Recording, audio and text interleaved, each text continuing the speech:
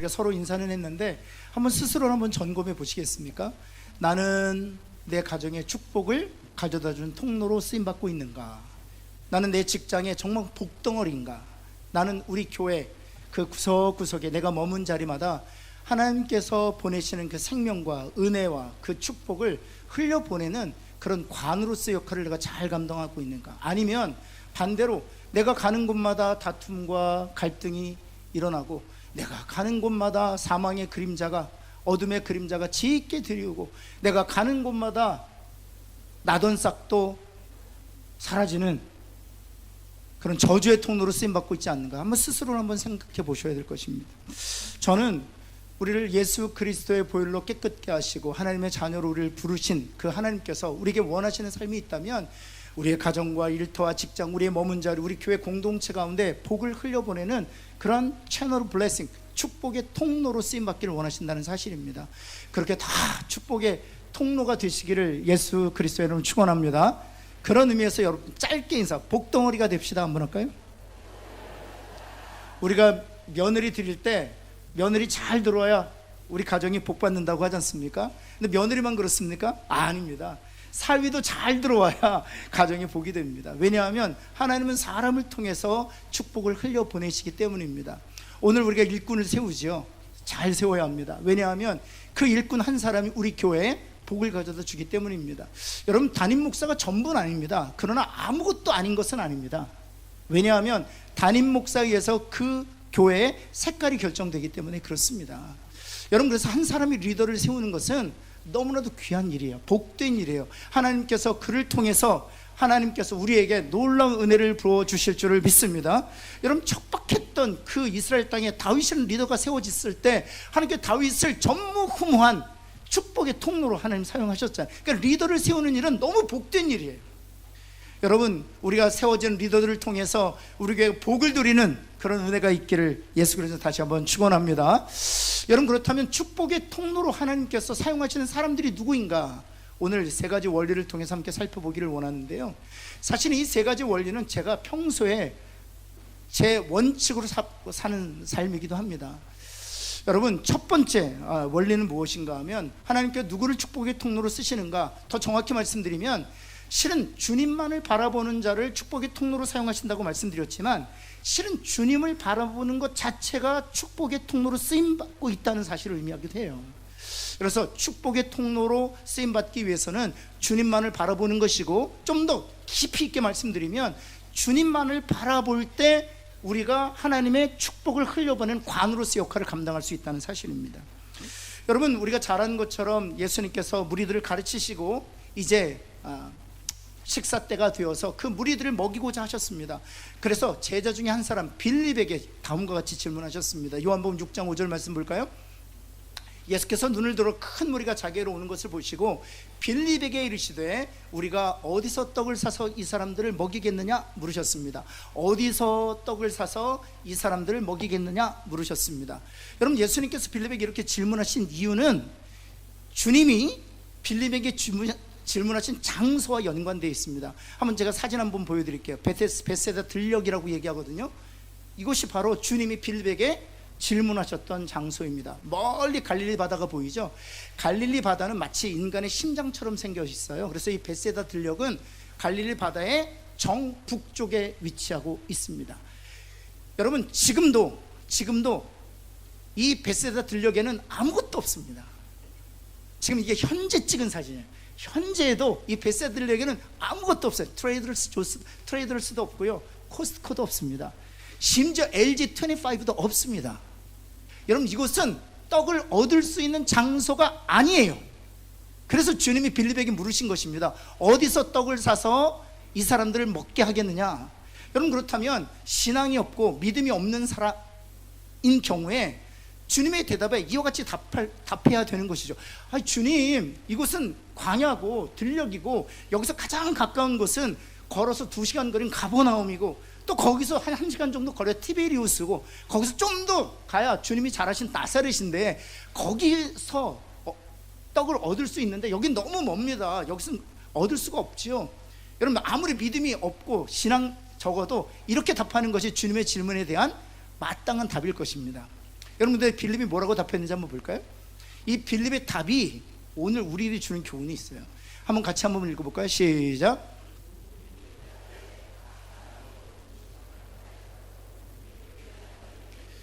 주님은 분명히 벳사다 들려 어디서 떡을 싸서 이 사람들 먹게 하겠느냐 그랬는데, 빌립은요, 우리는 아무것도 없습니다. 이 사람들을 조금씩 먹게 하려면 얼마 정도의 돈이 필요하다고요? 200대 6개월치 임금을 얘기합니다. 6개월치 임금 정도 있어야 이 사람들을 먹일 수 있는데 수중에 그 돈이 없습니다 라고 답하는 것입니다. 여러분, 주님은 어디서 떡을 사서 이 사람들을 먹이겠느냐 했는데, 빌립은 대뜸 자기가 갖고 있는 것을 보고 있다는 사실이에요. 여러분, 축복의 통로로 주님이 사용하시는 사람들, 생명을 흘려보내고 하나님의 은혜와 복을 흘려보낸 통로로 사용하시는 사람들은 내가 자격을 갖추고 있는지, 내가 얼마나 학식이 있는지, 내가 이 세상에 어느 정도의 경험이 있는지, 또 어느 정도의 재물을 모아두었는지에 관심을 가지고 있다면, 그리고 그것을 주님을 위한 섬김의 도구로 생각한다면 주님은 그들을 사용하시지 않는다는 사실이에요. 주님은 빌립에게 이렇게 묻지 않으셨습니다. 네가 무엇을 가지고 있느냐 묻지 않으셨습니다. 근데 빌립은 자신이 가지고 있는 것 가지고 주님께서 부탁하신 일을 하려고 했기 때문에 어디서에 대해서는 생각하지 않았어요. 자신이 가지고 있는지 자신이 가지고 없는지를 판단했다는 사실이죠. 여러분, 여기서 우리가 잘 여러분 보셔야 되는데요, 이 자만심하고 자기 비하는 마치 양상이 다른 것 같아요. 자만심과 자기 비하는 양상이 다른, 자만심은 높이 올라가는 것이라면 자기 비하는 낮아지는 것이죠. 그래서 방향이 다른 것 같아요. 그런데요, 자만심과 자기 비하는 같은 뿌리에서 파생된 동일한 열매라는 거 아세요? 자만심도 내가 무엇을 많이 가졌을 때, 내가 좋은 학벌을 소유했을 때, 좋은 가문에서 태어났을 때, 좋은 집에 살 때, 그리고 많은 재물을 가지고 있을 때 자만심이 생겨요. 근데 자기 비하는 반대의 경우입니다. 아무것도 없을 때, 스스로를 볼 때 형편없다고 생각할 때 자기 비하가, 자만심이나 자기 비하의 뿌리는 자아의 그 뿌리를 두고 있다는 사실입니다. 여러분, 자아의 뿌리를 두고 있는 사람은 하나님이 당신의 축복을 흘려보내는데 도구로 사용할 수 없다는 사실입니다. 옆에 있는 분에게 한번 이건 정말 축복이에요. 당신이 소유한 것을 바라보지 맙시다. 한번 할까요? 그 소유한 것을 바라보는 즉시 우린 두 가지로 반응해요. 높이 올라가거나 낮아지거나, 자기 자만에 빠지거나 자기 비하에 빠지거나.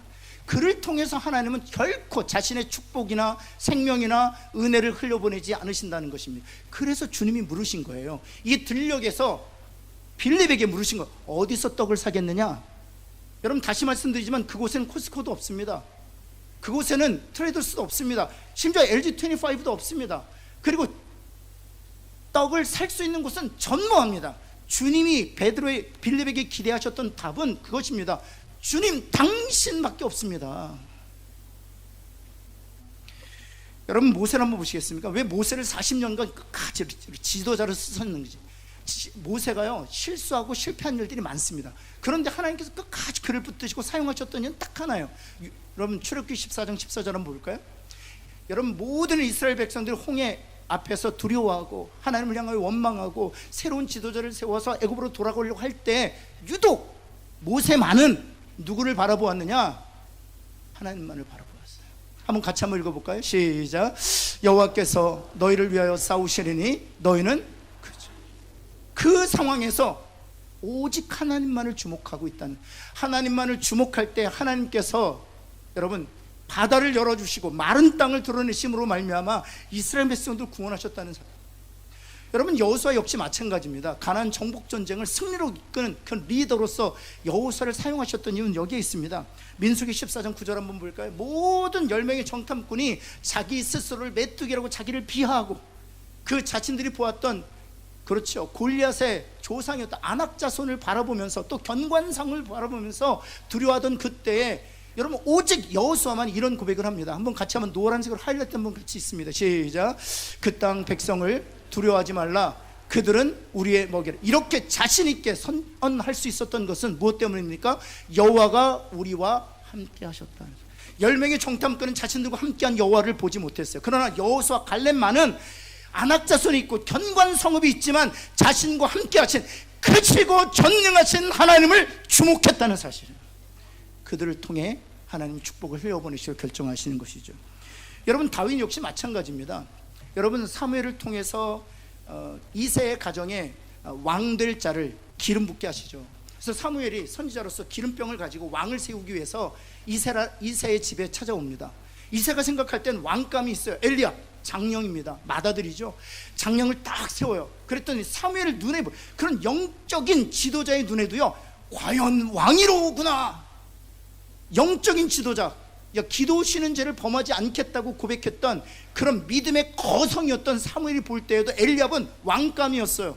그런데 하나님께서 뭐라고 아니라고 말씀하셨어요.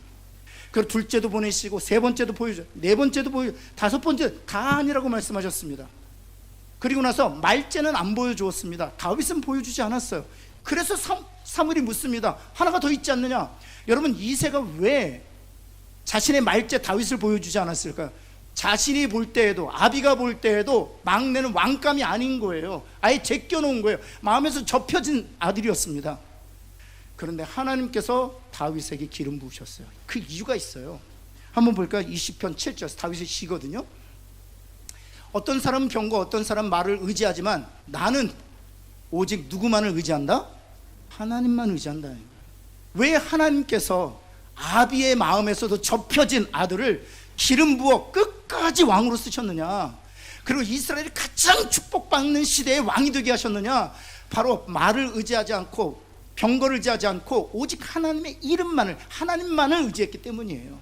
여러분, 하나님만을 의지했던 이유를 다음과 같이 설명하고 있습니다. 1절 한번 볼까요? 한번 같이 읽습니다. 시작. 환난 날에 여호와께서 내게 오직 우리에게 응답하시는 분은 하나님이신 줄을 믿습니다. 여러분, 2절에서 무엇이라고 고백하는 줄 아세요? 성소에서 나를 도와주시고, 여러분, 성소에서 우리가 예수님의 이름으로 기도할 때마다 기도 응답을 통하여 우리를 도우시는 분이 하나님이신 줄을 믿습니다. 뿐만 아니라 4절 말씀 우리 같이 한번 다 읽어볼까요? 시작.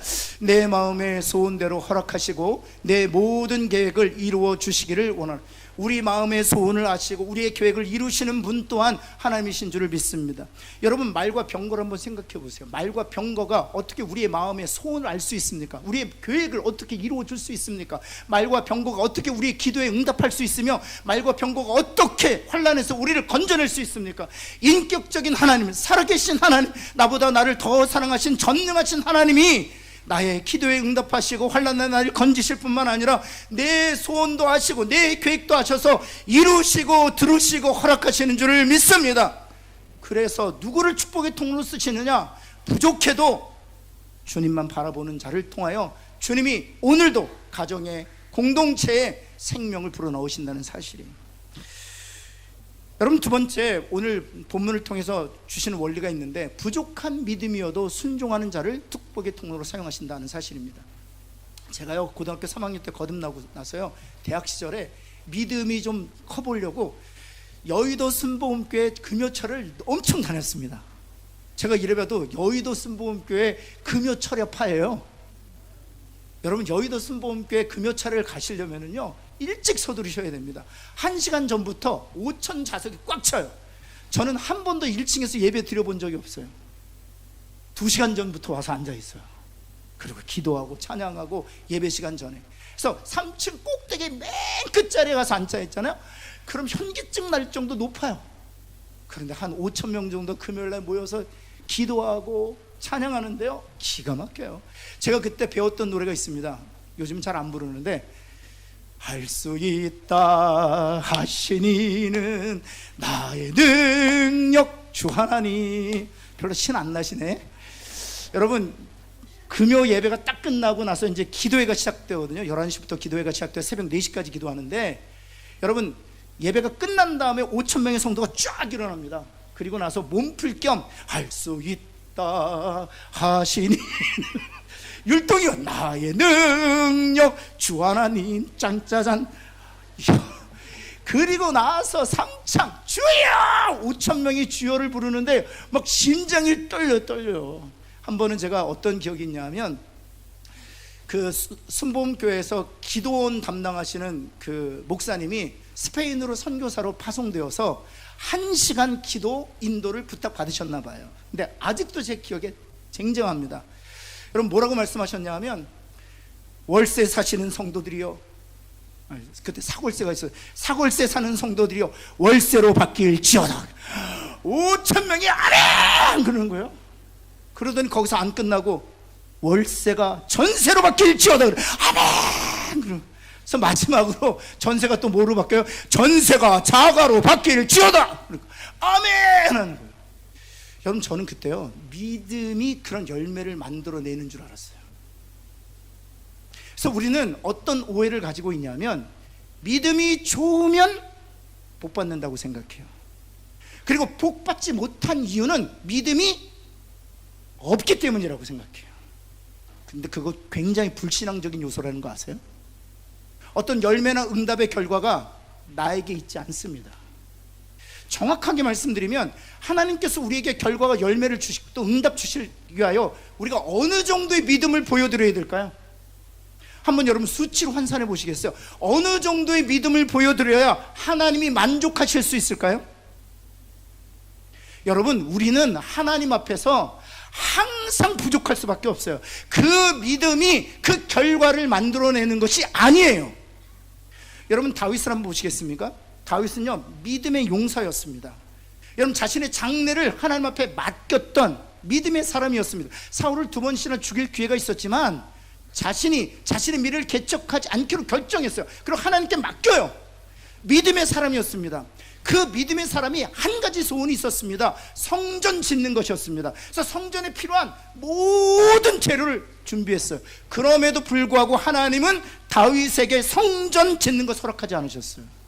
무엇을 말하는 것입니까? 믿음이 결과를 만들어내는 것이 아니라 하나님의 뜻과 하나님의 계획이 결과를 만들어내는 줄을 믿습니다. 우리가 부족한 믿음으로 하나님께 순종해야 되는 것은, 하나님이 하나님의 뜻을 이룰 때 우리가 그 믿음, 우리의 그 부족하지만 그 믿음을 하나님이 도구로 쓰시기 때문이에요. 여러분 한번 보실까요? 여러분 요한복음 6장 9절에 보면 안드레는 주님의 질문을 정확하게 했어요. 아, 주님이 먹이시겠구나. 그래서 오병이어 가지고 주님께 나아갑니다. 근데 정말 기가 막힌 것은 이 오병이어가 안드레 것이었을까요? 아니요, 이 오병이어는 안드레 것이 아닙니다. 다른 본문에 보면 소년의 것이에요. 옆에 있는 분에게 당신의 것으로 주님께 드리겠습니다. 좀 이상하지만 자신의 것도 아니었어요. 소년의 가장 형편없는 도시락인데 그거 가지고 지금 하면 아동 학대로 걸릴 가능성이 있습니다. 물론 그 소년에게 요청하고 허락을 득했겠지요. 그리고 그것을 가지고 주님께로 달려가요. 주님이 먹이실 것을 믿었기 때문에. 그런데 그 다음 단어가 무엇입니까? 그러나, 그렇죠, 갑자기 5천 명 보고 갑자기 자기 손에 들려진 것에 눈이 열리니까 이 작은 것 가지고 얼마나 되겠나? 부족한 믿음이죠. 그런데 주님이 꾸짖지 않으신다는 거예요. 11절 한번 볼까요? 부족한 믿음으로 주님께 순종했을 때, 같이 볼까요? 예수께서 떡을 가져 축사하신 후에 앉아있는 자들에게 나눠주고 물고기도 그렇게 그들의 원대로 주셨다. 꾸짖지 않으셨다는, 부족한 믿음이고 부족한 것이지만 주님의 말씀에, 어디서 떡을 사서 먹이겠느냐? 주님의 말씀에 정확하게 대답했을 때, 부족한 믿음으로 순종했을 때 주님이 그것을 사용하셔서 그 안드레를 통하여 축복을 5천 명에 허락하셨다는 사실이죠. 여러분 아브라함 한번 보시겠습니까? 아브라함 믿음의 조상이라고 해서 믿음을 칭송하죠. 그런데 아브라함 역시 마찬가지입니다. 여러분 아브라함 한번 보시겠습니다. 15장 한번 보시면요, 창세기 15장 5절. 여러분 자녀가 없었던 아브라함에게 주님이 하나님 끌고 나가세요. 그리고 하늘의 별을 보여주시죠. 우리가 잘 아는 것처럼 하늘의 별을 보여주시면서 내 자손이 이와 같을 것이다, 이렇게 말씀하십니다. 그때 아브라함이 어떻게 반응하느냐? 6절 한번 볼까요? 6절 같이 한번 읽겠습니다. 시작. 아브라함이 여호와를 믿으니 여호와께서, 그러니까 아브라함이 여호와를 확 믿어버려요. 여호와를 믿었다는 건 무엇을? 하늘의 무별처럼 내 자손이 많을 것이다 라는 주님 하나님의 말씀 믿게 된 거죠. 그럼 제가 여러분이 묻겠습니다. 이것이 아브라함이 믿은 것일까요? 하나님이 아브라함을 믿게 하신 걸까요? 여러분, 이럴 때가 있어요. 하나님 말씀하실 때 갑자기 믿게 되는 순간이 있어요. 믿어질 때가 있다니까요. 왜냐? 16장에 가면 하갈을 취합니다. 여러분, 이것이 아브라함에게서 시작된 믿음이라면 왜 하갈을 취합니까? 상황에 따라서 믿음이 또 연약해지거든요. 그래서 하갈을 취하고 이스마엘을 낳고, 그것 때문에 가정에 분란이 일어나고 16장 말미에 보면 하갈이 쫓겨나고 이스마엘이 쫓겨나지 않습니까? 그래서 상속자도 완전히 잃어버리게 돼요. 그래서 17장 1절에 보면 아브라함이 99세 때 하나님이 다시 나타나요. 17장 9절 1절 보면 아브라함이 99세 때 여호와께서 아브라함에게 나타나서 나는 전능한 하나님이라.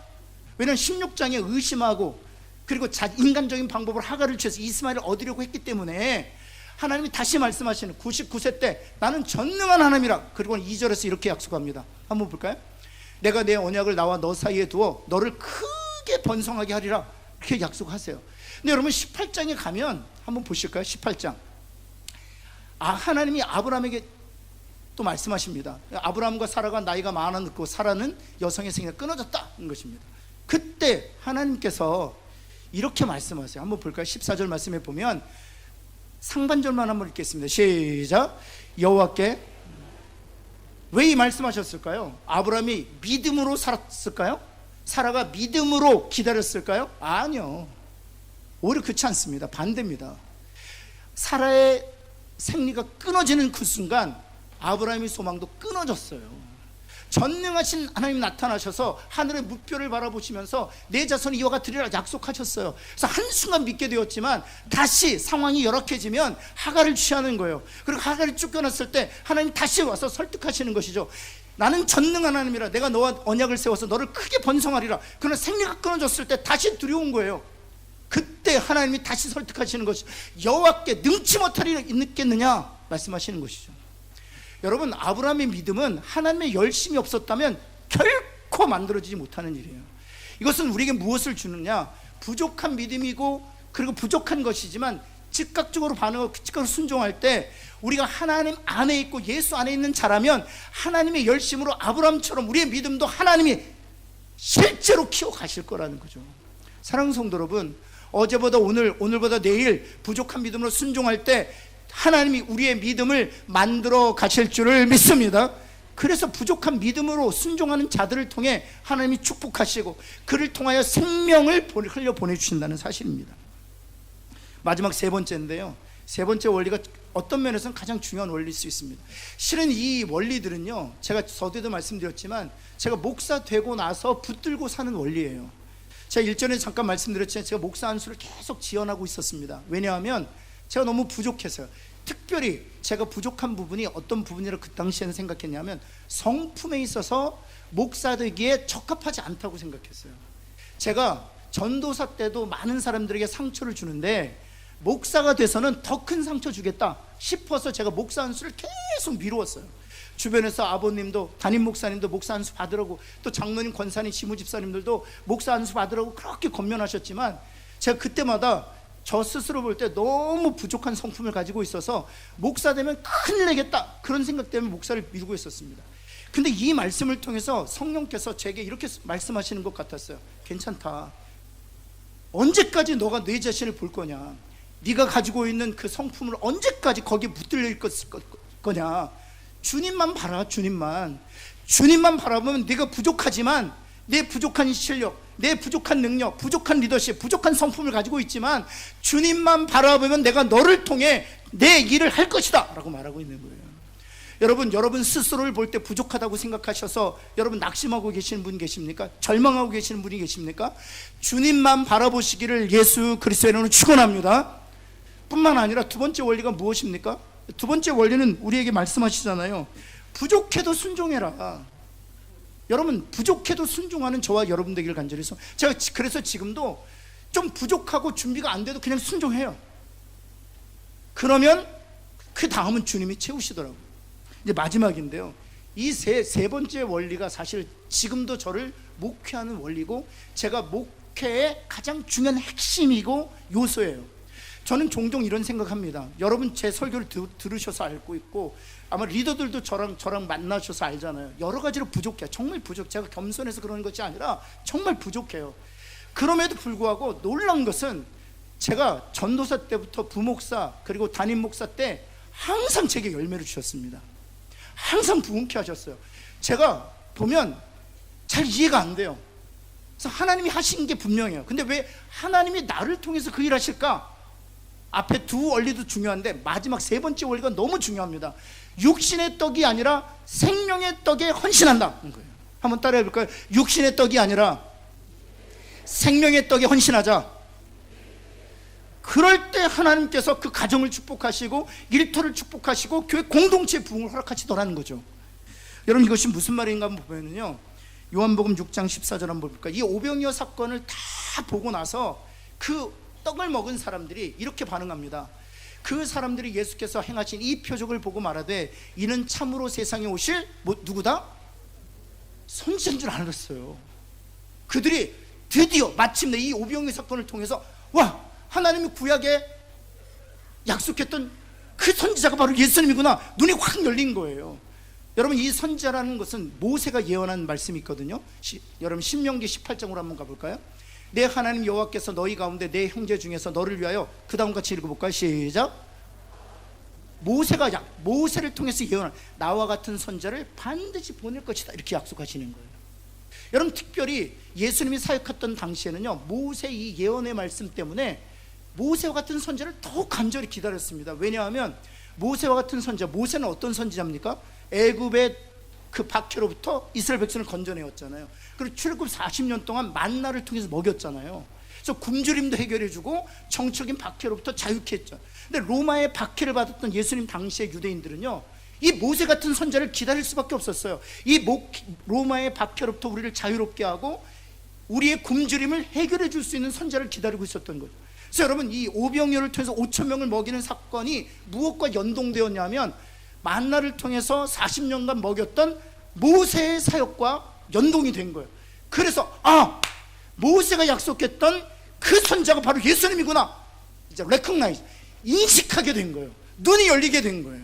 여러분, 그렇다면 예수님의 마땅한 반응은 이것이 아닙니까? 맞다, 내가 너희들이 그렇게 기다렸던 모세가 예언했던 그 선지자다, 이제 알겠느냐, 이래야 되지 않습니까? 15절 말씀 한번 볼까요? 15절 이렇게 합니다. 떠나셨다, 이렇게 되어 있습니다. 떠나셨다.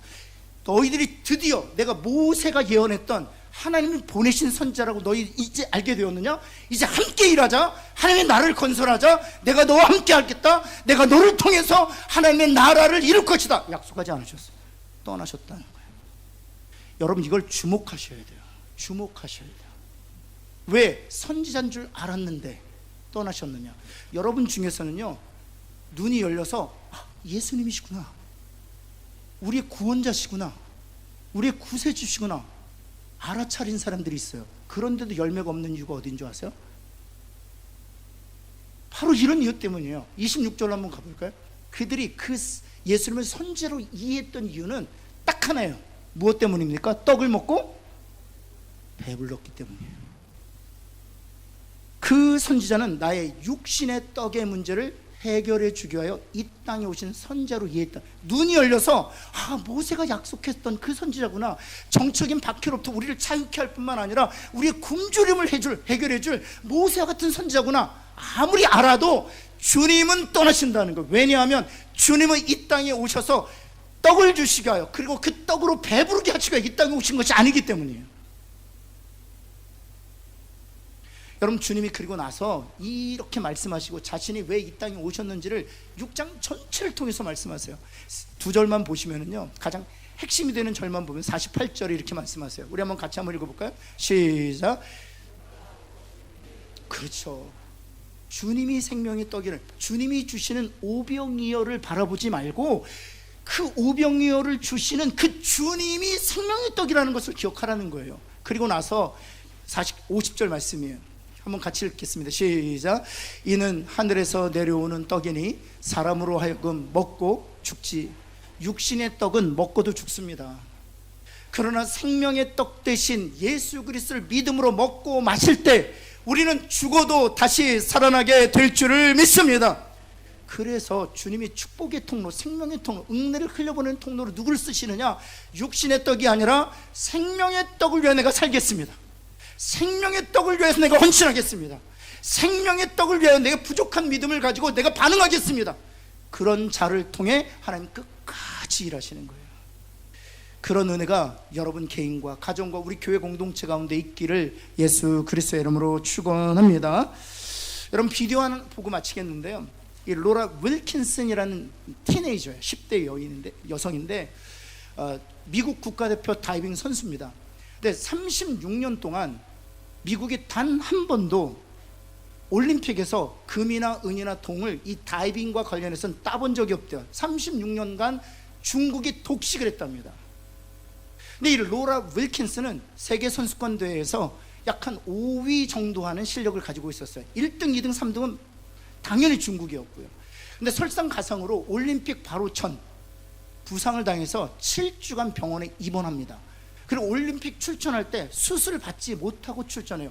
오른쪽 발등에 3개의 뼈가 부러진 상태로. 왜냐하면 수술하고 나서 깁스한 상태에서는 다이빙을 할 수 없기 때문에. 그래서 통증을 참아가면서 올림픽 출전해요. 근데 로라 윌킨슨은 크리스찬이었어요. 한번 준비된 영상 한번 잠깐 보시겠습니다.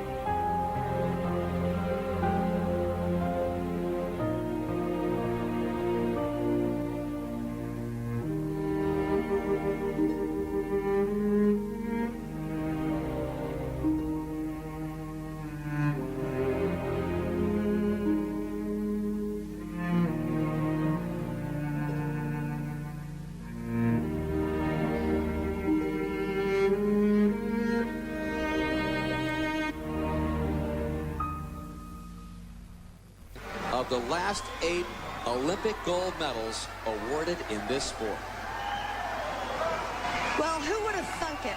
Laura said all along that if she did that fourth round dive for above 7.5 or 8, a back 2.5 somersault with 1/2 twist. She has the high degree of difficulty. She equals the degree of difficulty of the 2 Chinese in this round at 3.0. Is it going to be good enough to get the gold medal? Is it going to be good enough? Laura Wilkinson thinks it might be. She's gone straight in. She made a...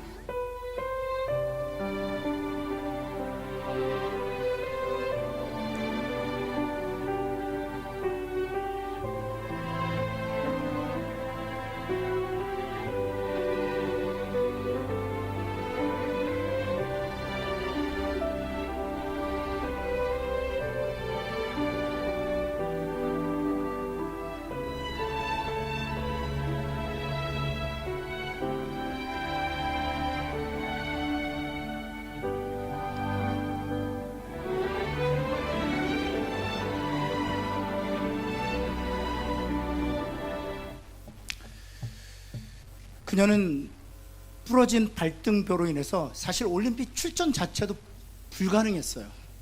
그런데 병원에 있을 때 이 빌립보서 4장 13절을 하나님이 주셨고요, 그 말씀에 부족하지만 순종했어요. 뿐만 아니라 계속되는 그런 시합 중에서도 주님만 주목했습니다. 그리고 나서 이제 금메달을 따지 않았습니까? 전 세계의 신문 기자들이 집중하기 시작했어요. 그리고 미국 전역 모든 방송마다 인터뷰 요청이 쇄도했어요. 그런데요, 단 한 번도 자신을 자랑하지 않았습니다. 자신 안에서 능력 주신 예수 그리스도만을 자랑했어요. 여러분, 그리고 나서 어찌 되었는지 아세요? 4년 뒤에 있는 올림픽에서 또 금메달을 땁니다. 그리고 그 다음에 4년 뒤에 있는 올림픽에서 역시 금메달을 땁니다. 여러분, 이런 이야기를 통해서 하나님께서 우리에게 들려주시는 이야기는 너무나도 분명해요. 부족해도 자신을 바라보지 말고 주님 바라보라는 거예요. 부족한 믿음이어도 순종하라는 거예요. 육신의 떡이 금메달이 아니라 예수의 이름을 위해서 살라는 거예요. 그러면 주님이 끝까지 다윗을 붙들고 사용하셨던 것처럼, 제자를 붙들고 사용하셨던 것처럼, 아브라함을 붙들고 사용하셨던 것처럼, 우리가 비디오를 통해서 보았던 로란 윌킨스를 붙들고 사용하셨던 것처럼 저를 붙들고 사용하시는 하나님이 저와 여러분을 붙들고 사용하실 줄을 믿습니다. 축복의 통로로 쓰임받기를 예수 그리스도 축원합니다. 기도하겠습니다. 주님, 그렇습니다. 하나님, 오늘도 하나님 당신의 축복을 흘려보내시기 위하여 사람을 찾고 계십니다. 하나님, 나를 바라보지 않고 주님을 바라보는 이들을 찾고 계십니다. 원하옵기는 이 영적 싸움에서 우리가 지지 않도록 나에게서 시선을 떼어내게 하여 주옵시고 주님만 주목하게 하여 주옵소서. 하나님, 부족하지만 순종하는 저희들 되게 하여 주옵소서. 하나님, 육신의 떡을 위하여 살 것이 아니라 생명의 떡을 위하여 예수의 이름과 복음을 위하여 살기로 결정하게 하여 주옵소서. 예수 그리스도의 이름으로 기도합니다. 아멘.